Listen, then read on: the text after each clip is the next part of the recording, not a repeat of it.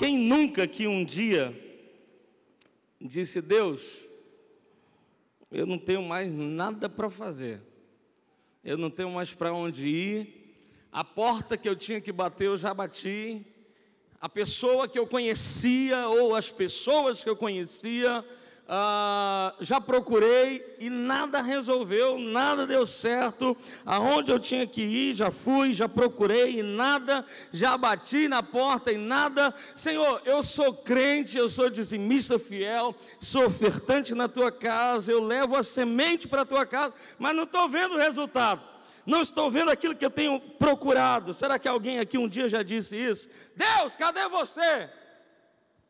Será que alguém aqui um dia já, dentro do seu quarto ou dentro do seu carro, quando você para naquele semáforo, coloca aquela música e aí você começa a dizer assim: Deus, cadê você? Quando você sente aquele calor da lágrima quente escorrendo no seu rosto, você diz assim: Deus, cadê você? Eu já olhei para todos os lugares e vi que todas as portas já se fecharam. As possibilidades que eu tinha já foram embora. Tem alguém aqui que um dia já disse isso ou pensou isso? Só eu que que cometi esse pecado aqui. Tem alguém que já fez isso, já pensou assim? Sabe, se você ainda não passou por isso, eu tenho uma boa notícia para você: você vai passar. Amém? Porque é impossível vivermos uma vida inteira com Deus e de repente não passarmos por momentos difíceis, por problemas, por situações difíceis. As tribulações das nossas vidas, eu entendo uma coisa, não são para nos matar, elas são para nos fortalecer. Quando nós vemos uma lagarta que está no casulo, ela está num processo chamado crisálida, ou crisálidas. E esse processo é um processo para fortalecer. Quanto mais expressão de força impõe aquela lagarta dentro do casulo, mais fortes se tornam as suas asas. E após o rompimento daquele casulo, as suas asas fortes têm o poder de voar voos mais altos e mais longe. Quem está comigo, hein?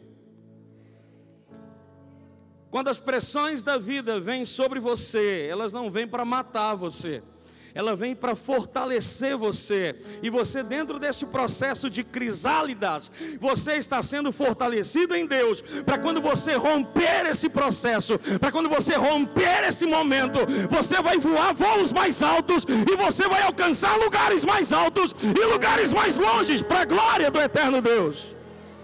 Sabe, certamente 90% das pessoas que estão aqui um dia irão dizer: e aí, Deus, até quando?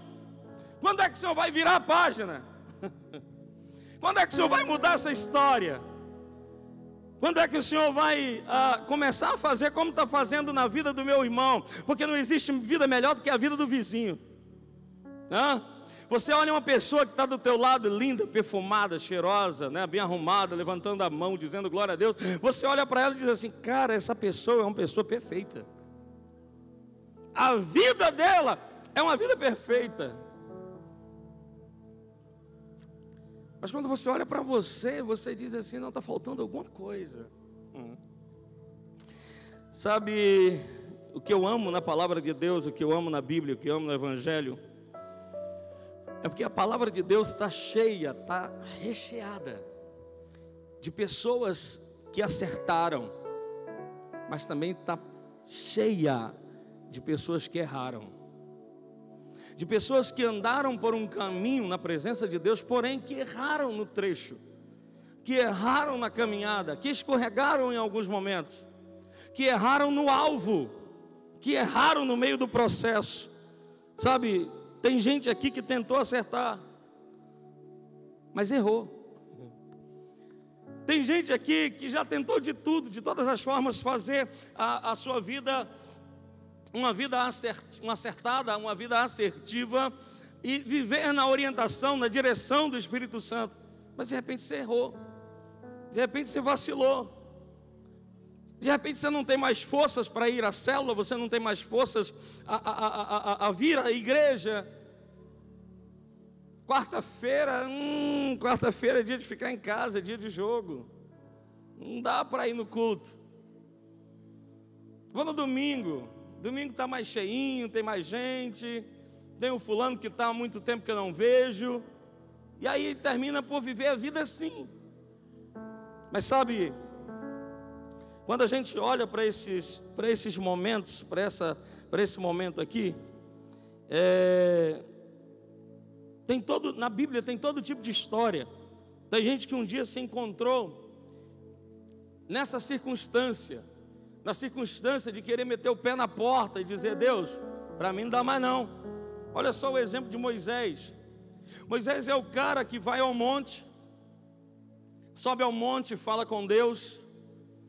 A Bíblia diz que ele fala com Deus face a face. Imagina o que é você ter esse encontro pessoal, relacional com o Deus Todo-Poderoso, face a face. E Moisés é esse cara que está nesse relacionamento com Deus face a face. Porém, quando ele desce do monte, as coisas lá embaixo não estão do mesmo jeito que estão lá em cima. As coisas lá embaixo estão tudo desorganizadas, está tudo uma bagunça, está revirado, o negócio não está bom.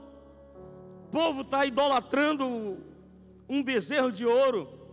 Alguns estão se prostituindo, estão se matando, estão se embebedando, estão fazendo coisas erradas, sabe? Moisés foi o cara que falou com Deus face a face, mas agora é o cara que tem que sair com milhões de pessoas do Egito e ir até o deserto. E quando ele vai até o deserto, esses milhões de pessoas que estão na responsabilidade dele estão dizendo: e aí, Moisés, o que vai acontecer? Deus trouxe a gente, tirou a gente lá do Egito para nos matar aqui no deserto? Será que foi prudente isso, Moisés? Tirar-nos de lá para nós morrermos aqui? É melhor nós voltarmos. É melhor nós morrermos lá dentro. E aí um monte de gente murmurando, reclamando: nós vamos morrer, nós vamos morrer, vamos morrer. E aí Moisés, nessa hora, ele diz aquela frase que todo crente na hora da agonia diz, né?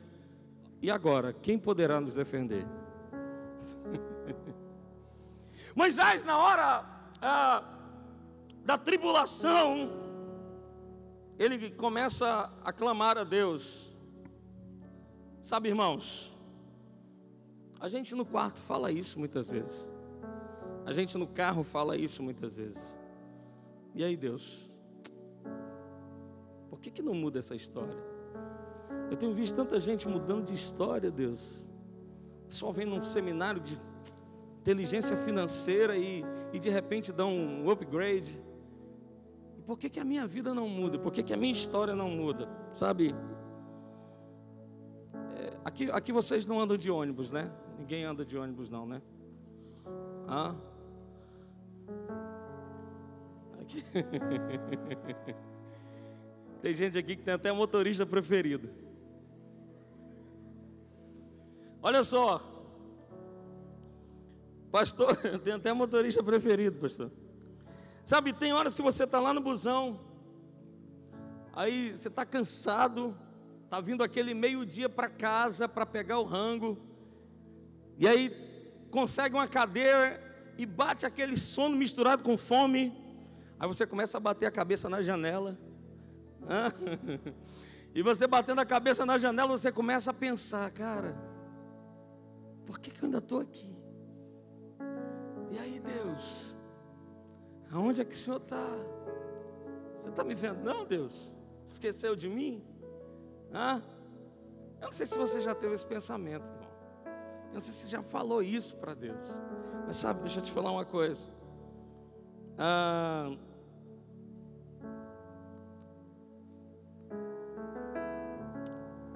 Lembra de Jairo?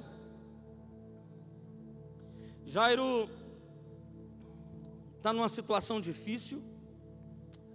Sua filha está morrendo, está muito enferma em casa, está morrendo. E Jairo corre até Jesus.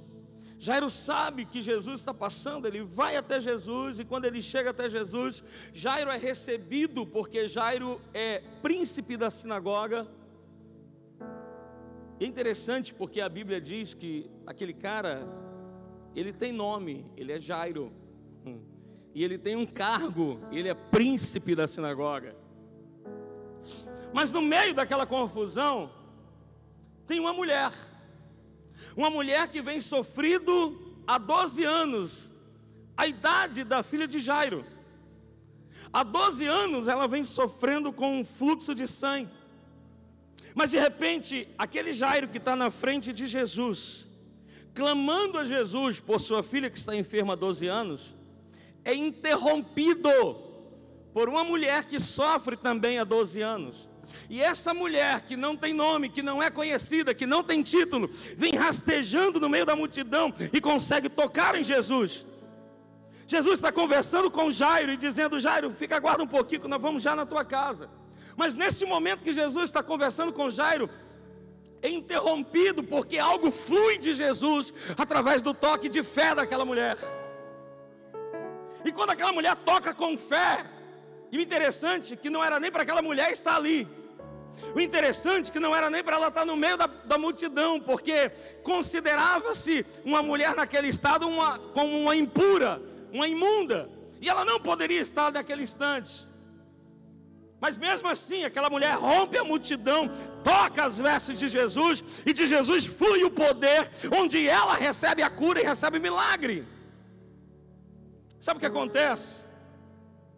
Às vezes nós estamos assim como Jairo. Senhor, estou há tanto tempo na igreja, já sou crente há um tempão aqui, ó. Fulano chegou agora, já recebeu o milagre. Estou aqui e o Senhor não me vê. Camarada chegou agora, um dia desse, já é líder na igreja. O que está acontecendo, Deus? Às vezes nós somos assim, porque a nossa mente humana é assim. Nós pensamos assim. Sabe, como bom humano que nós somos, quem sabe se fôssemos Jairo naquela hora ia dizer assim: e aí, Deus, está de brincadeira? Está tirando com a minha cara? Essa mulher aí chegou do nada, já tocou, já foi curada, eu estou esperando aqui o negócio. E nada, Deus. Só que nesse exato momento, quando Jesus... Isso é uma outra história, algo lindo falar dessa mulher, mas não é dela que eu quero falar nessa noite. E muito menos de Jairo. Nesse exato momento chega alguém e diz: Jairo, não importuna mais o mestre, a tua filha já morreu. Não adianta mais clamar, não adianta mais pedir, não adianta mais ficar falando nada, sabe? Mas eu quero te dizer uma coisa nessa noite, e é uma palavra profética para a tua vida.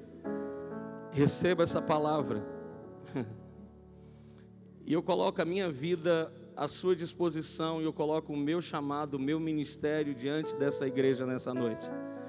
Que após o momento que você ouvir essa palavra e colocar essa palavra em prática na sua vida, se a sua vida não mudar, eu entrego tudo aquilo que eu sou, tudo aquilo que eu recebi de Deus. Mas você precisa receber essa palavra e colocá-la em prática nessa hora, em nome de Jesus. Levanta a sua mão e diga: é hoje. Não, diga: é hoje.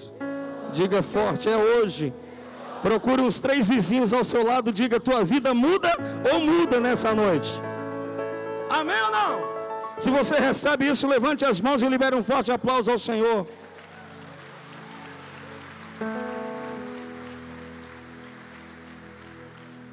E eu acredito que Deus está falando com alguém aqui nessa noite.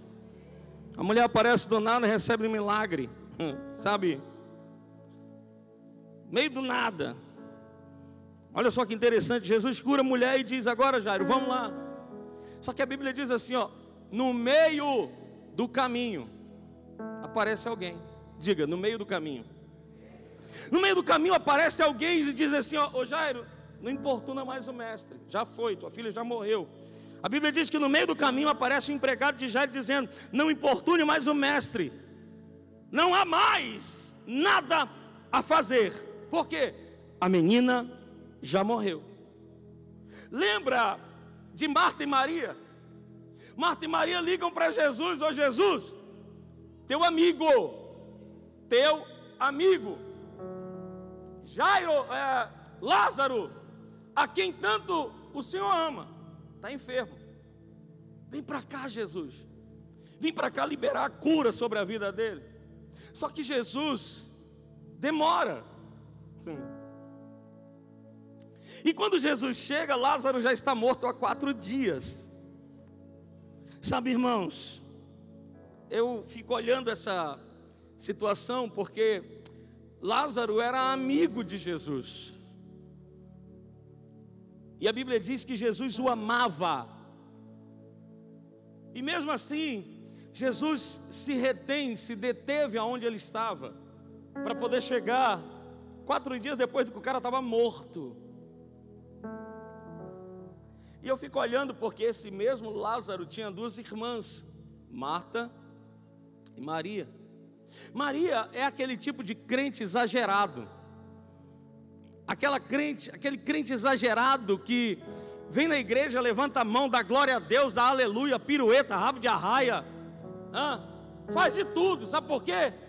Porque ela sempre sabe de onde, e ela sempre faz lembrar de onde Deus a tirou. É a mesma coisa quando você olha lá no tabernáculo na antiguidade, quando o sacerdote ia entrar, o sacerdote usava todos aqueles ornamentos, todas aquelas vestes, peitoral com 12 pedras preciosas. Sabe o que é interessante naquilo? Aqui na frente, no peitoral do sacerdote, quando se olhava no peitoral as 12 pedras, se viam 12 pedras perfeitas. Só que havia um bolso no peitoral do sacerdote, que ele fazia assim, para encaixar cada pedra. E quando ele levantava aquele peitoral, ele via por dentro que as pedras não eram iguais. As pedras não eram bem lapidadas, não eram bem terminadas, eram pedras imperfeitas. Sabe o que quer dizer isso? Quer dizer que só o sacerdote de Deus tem a autoridade de olhar por dentro da tua vida, de saber que existem imperfeições. Aí fora está todo mundo dizendo, que bom, né? Bacana, o irmão está indo de vento em polpa, está bênção na vida dele. Mas o seu sacerdote, o seu discipulador sabe que a sua vida ainda tem imperfeições e que precisa ser transformada todos os dias. E o interessante é que além disso tudo, das ornamentas, das vestimentas dos sacerdotes, tudo de linho fino, linho puro, ouro em todo canto. Mas havia um detalhe nas vestes sacerdotais. O sacerdote só podia entrar no Santo dos Santos uma vez por ano. E quando ele entrava descalço. O que quer dizer que toda a exuberância trazia um toque de simplicidade. Uma vez eu ouvi um testemunho de um pastor que aproximadamente 30 anos usou cadeira de rodas. 30 anos usando cadeira de rodas, até que um dia estava num culto, Deus foi lá e levanta daí agora, filho. Ele levantou, ficou curado. Nunca mais precisou usar cadeira de rodas. Mas ele pegou essa cadeira de rodas e colocou na cabeceira da cama dele, do lado da cama dele. Alguém chegou para ele um dia, você está doido?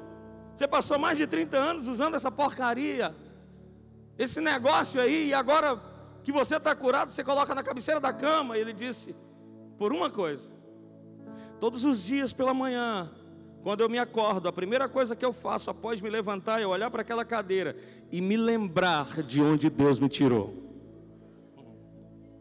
Maria é essa crente que sabe de onde Deus a tirou.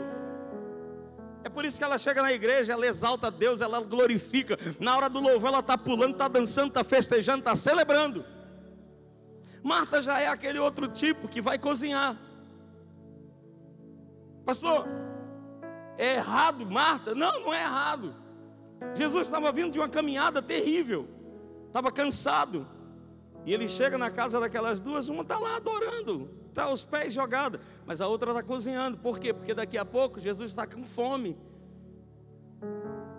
Então é interessante cada um entrar no seu lugar, saber o que está fazendo na casa de Deus. Cada um dá o que tem e aquilo que pode. Maria está prostrada, mas Marta está preparando o jantar. Diga glória a Deus. Jesus em nenhum momento criticou Marta. Ele só disse: Marta, Maria escolheu a melhor parte. Talvez a mais fácil, né? Mas ele não criticou a Marta. Mas deixa eu ir para frente aqui, que eu quero chegar num lugar muito interessante para a nossa vida nessa noite. Sabe, o que eu quero pregar hoje é sobre isso. Eu quero dizer para você: existem situações na nossa vida que a gente fica no piairote, no chamado beco sem saída. Piairote era o lugar onde Moisés estava, diante do Mar Vermelho, montanha de um lado, montanha do outro, e o exército de Faraó vindo atrás. E agora? O que fazer? Pergunta para o teu vizinho aí: o que fazer quando não há nada para fazer?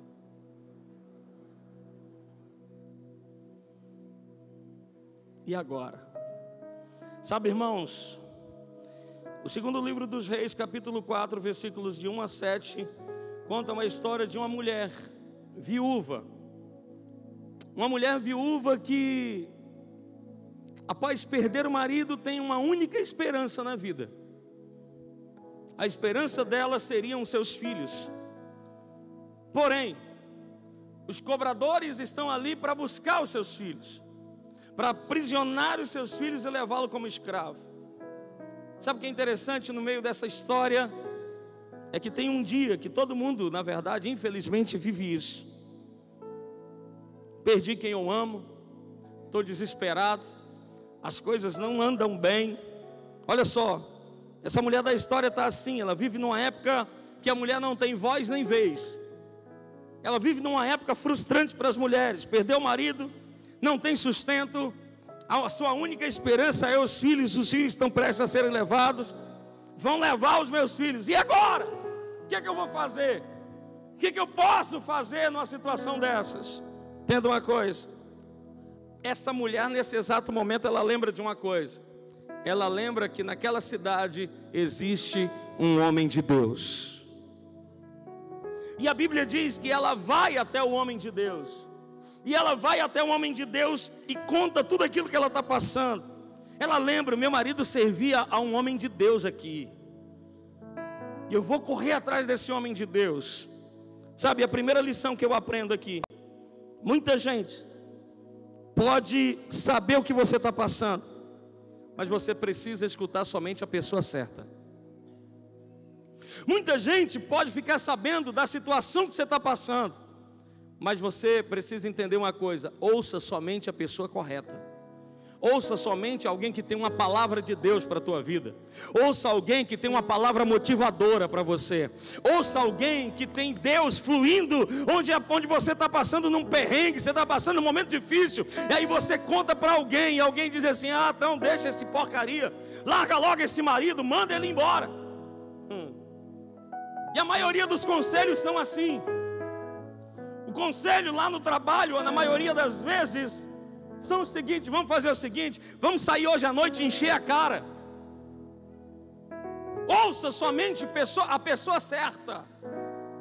Aquela mulher parou no momento da dificuldade para ouvir um homem de Deus. E sabe, a história dela, a vida dela foi transformada porque ela parou para ouvir um homem de Deus. Diga glória a Deus.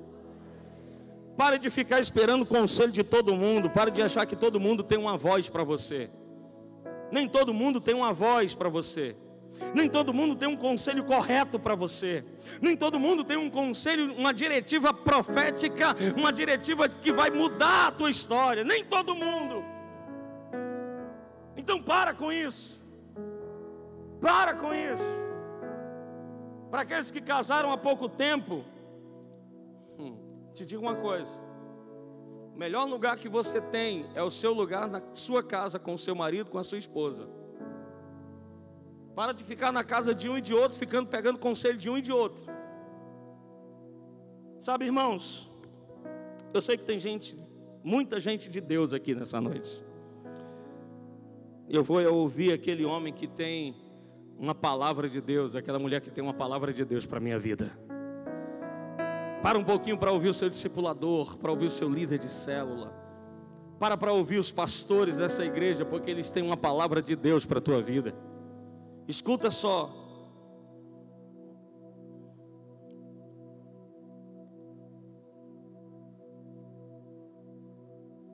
Quando você está passando um momento difícil, tem muita gente que infelizmente, nos momentos difíceis, a primeira coisa que ela faz é escrever um comentário no Facebook.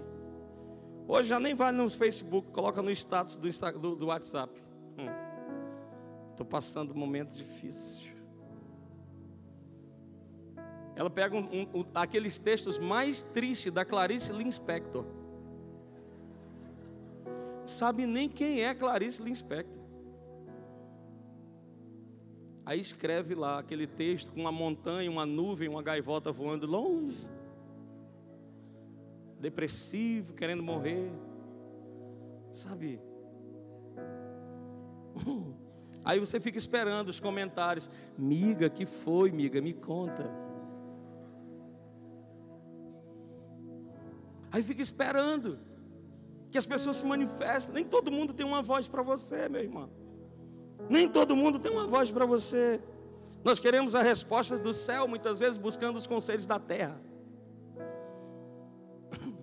Você nunca vai obter uma resposta do céu buscando conselhos da terra. Quem está entendendo isso? Pegou essa palavra? Amém ou não? Aprenda uma coisa, essa mulher diz: eu vou no profeta. Naquele tempo, queria até Deus, tinha que ir até o profeta. Jesus rasgou o véu, hoje você tem livre acesso, mas mesmo assim você tem que ir até o profeta. Você tem que ir até os homens e mulheres de Deus que tem neste lugar. Quantos podem dizer glória a Deus? Então aprenda uma lição, meu filho, nessa noite. Quando você não tiver mais nada o que fazer, quando você estiver desesperado, quando você vê que as portas se fecharam e até as janelas se fecharam, entenda uma coisa, sabe o que você tem que fazer? Coloca a tua vida e fica perto de gente que tem Deus. Fica perto de gente que fala de Deus. Fica perto de gente que não vai te colocar para baixo, mas que vai te colocar para cima. Fica perto de gente que tem o coração voltado para a eternidade, para as coisas celestiais. Cola com gente que tem alguma coisa para te dar em Deus. Sabe, irmãos? Diz assim para o irmão que está do seu lado, diga assim: ó, para de andar com gambiarra, meu irmão. Fica andando com gambiarra, se aconselhando com gente que não presta. Não vai dar nada certo desse jeito. Amém ou não? Gente, aqui tem uma outra lição.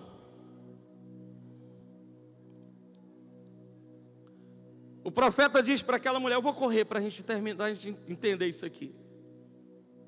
O profeta diz para aquela mulher: sai da tua casa. Ela está passando um momento difícil e o profeta diz: sai da tua casa. Diga para quem está do seu lado, diga: sai da tua casa. O que o profeta está querendo dizer com isso, pastor? Ele diz o seguinte, ó: sai da tua casa, vai na casa do vizinho, procura vasilha, não poucas, procura muita vasilha. Ele pergunta para ela: o que é que você tem? Ela diz: uma botijinha de azeite. Ele diz: então sai de casa. Sabe, esse sai de casa tem um monte de sentidos. Primeiro, sai de casa, sai dessa depressão que você está vivendo dentro desse teu quarto trancado. Abre a janela do quarto, coloca um louvor lá, coloca um som bem alto, onde a presença de Deus possa encher a tua casa. Começa a gritar para os quatro ventos: é Deus quem governa essa casa. Tem um outro sentido, ele diz: sai da tua casa, para quê? Para procurar vasilhas. Ou seja, sai da tua casa, filhão, vai entregar currículo. Olha o silêncio da morte. Sai da tua casa, vai entregar currículo.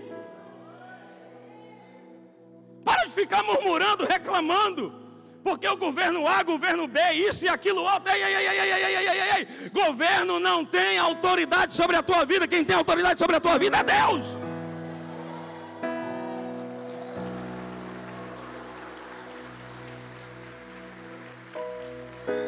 Quem escreve o teu futuro é Deus. Mas é você que tem que ter atitudes. É você que tem que tomar atitude. Então o profeta diz: sai de casa, vai fazer alguma coisa. Uma vez eu estava com um amigo, um irmão, um discípulo na verdade. Ele disse: pastor, fiquei chateado em casa hoje. Ele disse: por quê? Ele disse: meu filho se levantou e foi entregar currículo. Eu digo: legal, mas está na hora já, né? 22 anos. Aí eu disse: mas por que o senhor ficou chateado? O menino fez a coisa certa, 22 anos, tem que sair de casa para entregar currículo. Ele disse: pastor, ele levantou 5 horas da tarde. O cara acorda 5 da tarde e vai querer entregar currículo aonde? Sabe? Então sai de casa, procure algo forte, algo melhor. Sabe, irmãos, aquela mulher, ela era para aquela mulher ser a mulher mais rica da Ásia. Era para ser a mulher multimilionária da Ásia. Só era ela procurar as tapaué certa. Ela tinha que procurar tapaué na casa dos irmãos. Só que ela pegou alguns, aí de repente o profeta, ela chega e diz: ei, profeta, acabou o óleo aqui, o negócio acabou. Mas por quê? Porque acabaram as vasilhas. Está entendendo isso?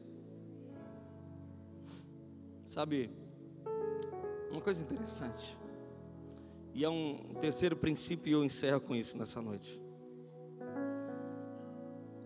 Uma terceira lição. Quem está entendendo essa palavra aí, diga glória a Deus.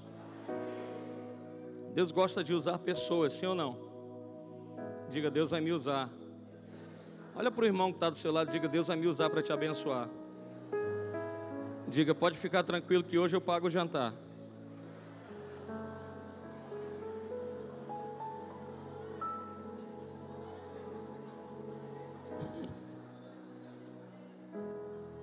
Amém ou não? Para a gente encerrar, terceira lição que eu aprendo nessa palavra. O profeta diz assim, ó: mulher, depois que você pegar essas vasilhas, vai para a tua casa, tranca a porta do teu quarto junto com os teus filhos. Você vai vender isso aí. Vende. E aí você vai viver daquilo que sobrar. Sabe, irmãos, o profeta primeiro fala com ela, pergunta o que ela tem, depois manda ela sair de casa, depois diz para ela entrar em casa e trancar a porta do quarto. Porque num ambiente desse, num momento da dificuldade, nós precisamos entender uma coisa. Nós precisamos ter a atitude de falar com a pessoa certa, ouvir a voz de Deus, ter a atitude de sair, de romper com aquilo que está nos prendendo, com aquela escuridão, com aquele cárcere que está nos prendendo. Mas nós temos que ter a atitude também de entrar para o nosso quarto, trancar a porta junto com a nossa família e entregar para Deus tudo aquilo que nós temos. A atitude daquela mulher era simples, ela teria que entrar no quarto junto com sua família e agradecer a Deus por tudo aquilo que Deus havia mandado.